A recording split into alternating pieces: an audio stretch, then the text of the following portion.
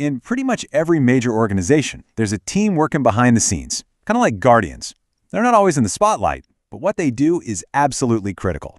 Today, we're going to pull back the curtain and demystify one of the most important and, honestly, most misunderstood functions out there: internal audit. I mean, just think about it for a second. A big company is this incredibly complex machine, right? You've got all these people, different processes, tons of tech, and with all that complexity comes risk. And not just from the outside, but from the inside too. So who's watching the watchers? Who's tasked with protecting the organization from itself?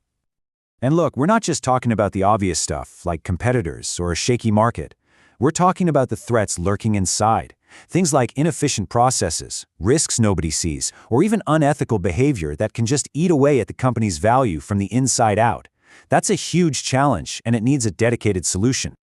And that dedicated solution? Well, that's internal audit. To really get what they do, we've got to start with their fundamental mission. Now, this is really key. It's not just about finding problems. Check out those first two words, enhance and protect. It's a two-sided mission. It means they're proactive, not just reacting to disasters. And it's all focused on the one thing everyone cares about, the organization's value. And here's the more formal definition, which really expands on that. It's an independent and objective activity. Those two words are everything. They have to be impartial. And look at the end goal, to add value and improve operations. This is so much more than just checking boxes. It's about making the whole organization run better. So you might be asking, how do they actually deliver on all that? Well, it really boils down to three things. Assurance, which is basically checking that things are working the way they're supposed to. Advice, which is helping to make things better. And insight, which is giving leaders a clearer, smarter view of what's really going on. We're going to come back to these, so keep them in mind.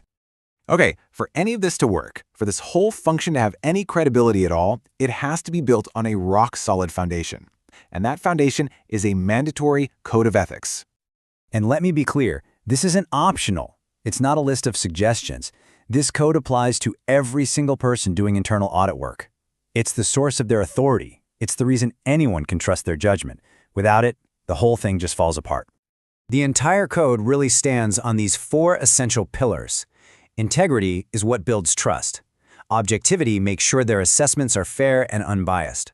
Confidentiality is crucial because, they see a lot of sensitive stuff. And competency just means they actually have to know what they're doing. These are the absolute non-negotiables. And this is where you really see why those pillars matter so much. What happens if one of them crumbles? Well, if you lose integrity, nobody trusts you. A lack of objectivity means your judgment is basically worthless. A breach of confidentiality could be disastrous. And if you're not competent, you're just going to get it wrong. The stakes are incredibly high. So having that rock-solid ethical foundation in place unlocks what is, I would argue, internal audit's greatest superpower: its independence. This right here is a core rule for the whole profession, and it makes a really, really important distinction.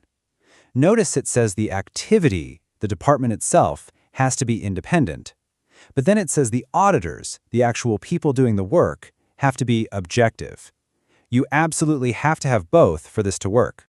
So what do we even mean by independence? Well, it's all about freedom. The freedom from pressure, the freedom to look into whatever they need to. Basically, the freedom to do their job without anyone breathing down their neck and telling them what to find. It has to be built right into the structure of the organization. So how do you actually make that happen? How do you guarantee that freedom? Simple. You give them a direct hotline to the very top, the board of directors. Think about it. The board signs off on their plan and their charter. The board approves their budget, so management can't threaten to cut their funding if they don't like what they hear. And, this is the big one, the board is the one who hires and fires the head of audit. That ensures they aren't afraid to report whatever they find. Now this, I think, is a fantastic way to break it down. Independence is about the structure, the department's place in the company org chart. It's about freedom from interference. But objectivity, that's personal. That's about the unbiased mindset of the individual auditor. You see, you could have an independent department full of biased auditors, and it wouldn't work. You need both. Okay, so we've got an ethical, independent team, but what do they actually produce? What's the output? Well, let's circle back to those three key deliverables we mentioned a minute ago. Generally, their work falls into two main buckets. On one side, you have assurance services. You can think of this as being a referee or an inspector.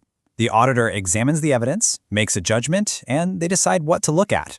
On the other side, you have consulting services.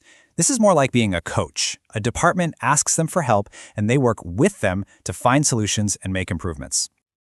But here's the thing. It doesn't matter if they're acting as a ref or a coach.